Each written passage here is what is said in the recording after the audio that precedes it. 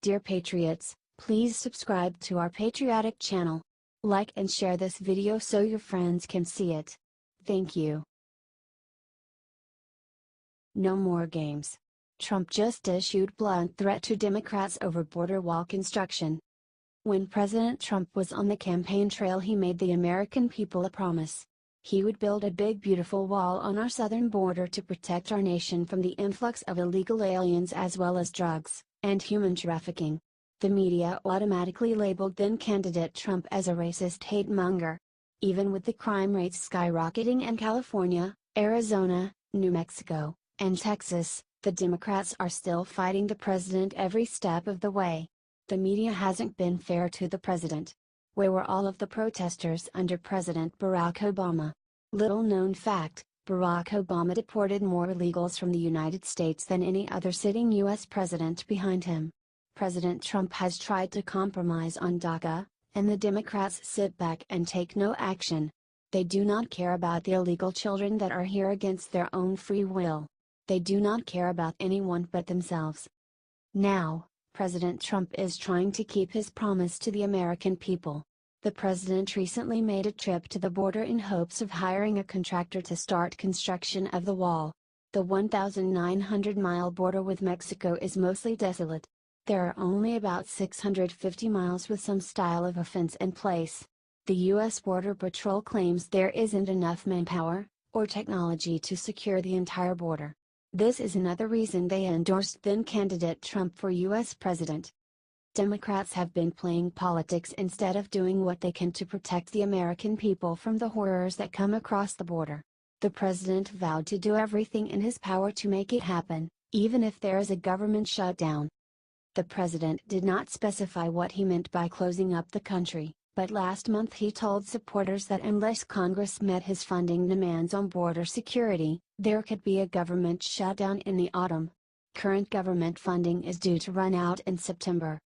The plan to build a wall with Mexico was one of the most prominent pledges in the president's election campaign. More than 200 Central American migrants traveled through Mexico as part of a caravan last month, intending to seek asylum in the U.S. Although Mr. Trump had warned that they had better be stopped before reaching the U.S. border, 228 people were eventually allowed to enter the U.S. and apply for asylum late last week. We may have to close up our country to get this straight because we either have a country or we don't, Mr. Trump said yesterday. And you can't allow people to pour into our country the way they're doing. Illegal migrants were exploiting the catch and release policy, he said.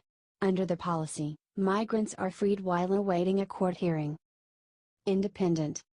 The president was in the midst of criticizing Democrats during a riff about border security when he slipped in the idea that people might have to think about closing up the country. They don't want the wall, but we are going to get the wall, even if we have to think about closing up the country for a while, Trump said. We're going to get the wall. We have no choice. We have absolutely no choice. And we're going to get tremendous security in our country. Trump then mentioned the notion a second time, saying, and we may have to close up our country to get this straight because we either have a country or we don't. And you can't allow people to pour into our country the way they're doing. Democrats understand the American people are sick of their games and anti-American remarks. The only answer to staying in power is to pander to the minorities and illegals who are coming to America illegally. They hope these people will become citizens, and/or enact laws that allow them to vote. The majority of minorities in this country have always voted for Democrats. The Democrats understand this and are trying to use it to their advantage. This isn't anything new. The Democrats have been doing this for decades. The LGBT community has been used since Harvey Milk was assassinated in the late 70s. Democrats have promised for full marriage equality as well as constitutional amendments protecting them in the workplace as well as in the public. The rise of LGBT Republicans has proven Democrats have done absolutely nothing, and have only used the LGBT community for political gain. Leave it to the Democrats to put illegals over legal Americans and veterans to hold on to political power. President Trump is playing chess while the Democrats are still trying to figure out how to play checkers. There is no rush from the Democrats to help any of these illegals who are fleeing their war-torn nations because the cartels are ransacking their villages and homes. Dear Patriots, please subscribe to our patriotic channel. Like and share this video so your friends can see it. Thank you. Unbelievable. McCain just gave special task for Obama to do right after he passes away. Capitol Hill in Washington, D.C., has been abuzz for months regarding the deteriorating health of Senator John McCain from Arizona, and the former presidential candidate. He has been in and out of surgery, recuperating, and healing in Arizona while his staff continues to work hard in Washington, D.C. However, more recent articles have come out on the headlines of media outlets insinuating that the end is near and the McCains are planning for funeral services and what will happen after he is gone. One of the most recent reports states that Presidents Obama and George W. Bush are expected to give eulogies at one point during the funeral. Moreover, that McCain wishes for Vice President Pence to attend his funeral but that he does not want President Trump attending. Something that for those who have followed their relationship is not shocking at all, but for others may very well be. The Hill reported. The 81-year-old McCain is currently undergoing treatment for an aggressive form of brain CR that he was diagnosed with last year. Trending, it has officially been confirmed about Sarah Huckabee Sanders, congrats! In an audio excerpt from his forthcoming memoir, The Restless Wave, Good Times, Just Causes, Great Fights, and Other Appreciations, aired by NPR this week, McCain acknowledges that he doesn't know how much longer I'll be here. The senator has often had a contentious and rocky relationship with Trump. In excerpts from his upcoming memoir, McCain offers a sharp rebuke of the president, questioning his convictions as a leader and hitting him for his attacks on refugees in the press. I'm not sure what to make of President Trump's convictions, he writes. While NBC News reported, the White House did not immediately return a request for comment.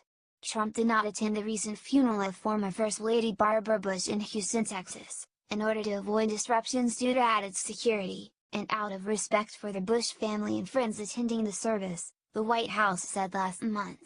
First Lady Melania Trump attended the service instead, along with former Presidents George H.W. Bush, George W. Bush, Bill Clinton and former First Lady Hillary Clinton. McCain's wish for Trump to skip his funeral, first reported Saturday by the New York Times, comes as the two men have had a turbulent relationship, particularly since the 2016 presidential primary when Trump said McCain was considered a war hero only because he was captured during the Vietnam War and that Trump preferred military figures who avoided being taken prisoner by the enemy. Last summer, Trump blasted McCain for his no vote that helped make the Obamacare repeal bill in the Senate.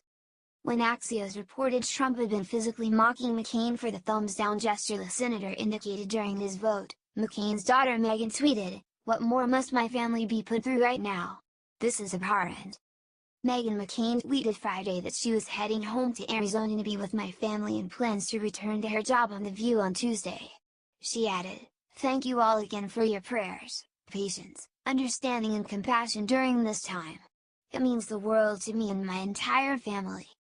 Friends of McCain have visited him recently in Arizona, including former Vice President Joe Biden.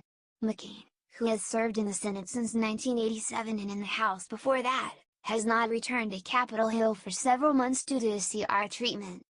However, while all this is being discussed and dissected in the media, McCain has been getting some high-profile visitors.